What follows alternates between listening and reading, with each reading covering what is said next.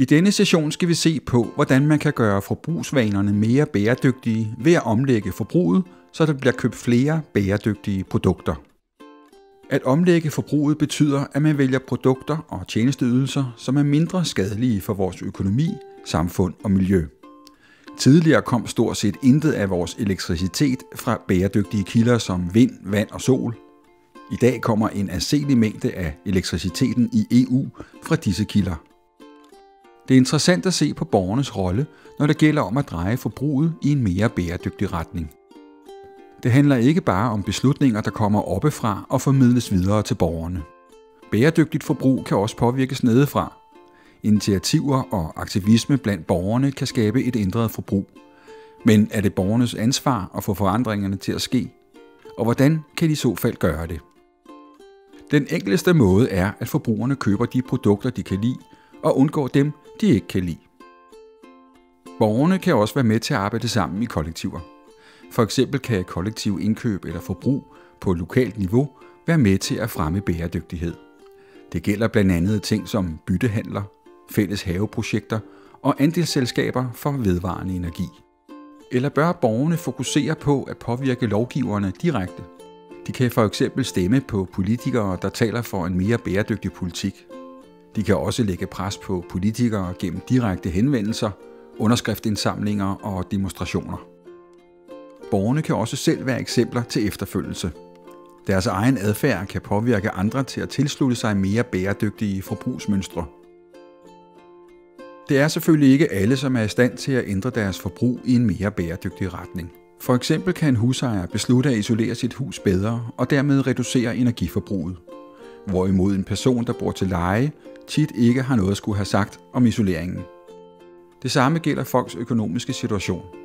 Hvis det øger produkternes pris og gør dem mere bæredygtige, vil det ikke være alle, som er i stand til at købe dem. Borgerne i EU er ikke en homogen gruppe. Tværtimod. De er alle forskellige. Nogle er interesserede i bæredygtighed.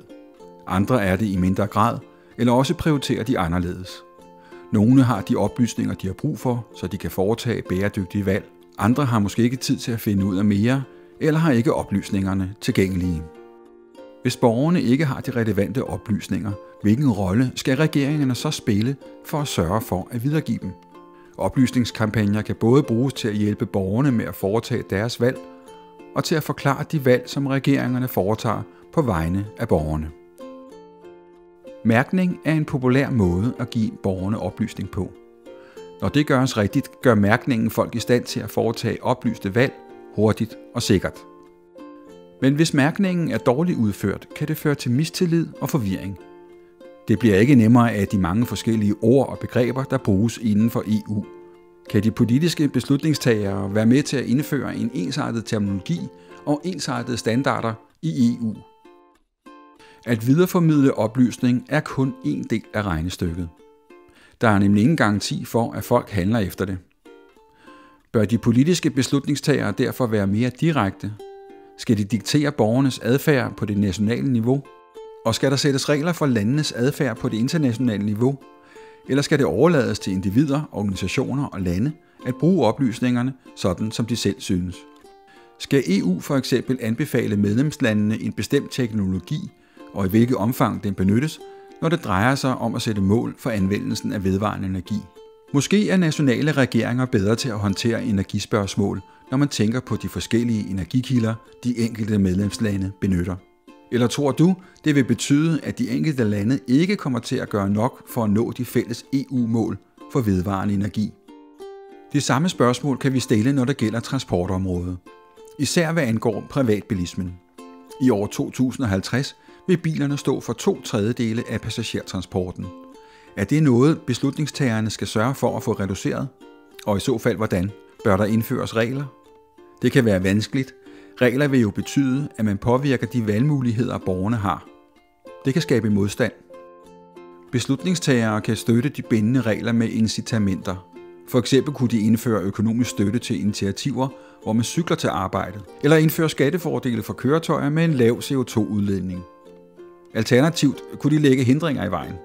For eksempel kunne de øge skatter og afgifter på brændstof. Hvilken mulighed synes du er den mest acceptable? Eller er du uenig i dem alle? En anden mulighed er at prioritere løsninger for den kollektive trafik højere end løsninger for privatbilismen, når infrastruktur planlægges. Men det er heller ikke nemt. For nogle mennesker er bilen et symbol på individets frihed. Nu vil vi gerne have dig til at diskutere nogle af de spørgsmål, vi har fremhævet her i videoen.